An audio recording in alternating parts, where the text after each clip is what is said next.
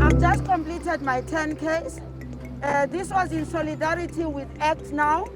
This was saying to the guys the energy, the stamina, and the messaging that they're carrying across. Majita, ikani ukuhlukumeza abantu besifazane. I-country yethu iyakhala, i-South Africa iyakhala. We've done too much harm. Brother to brother, speak to one another.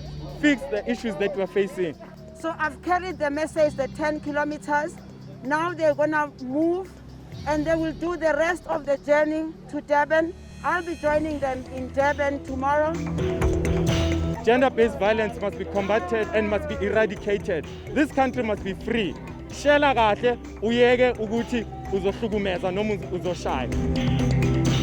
All I want to say is I thank everyone that is here today. Everyone who is here is supporting the act. And the act is let's act now to end gender-based violence. Isandla asibuyele ephoketheni bafowethu. Ngiyabonga. Act now.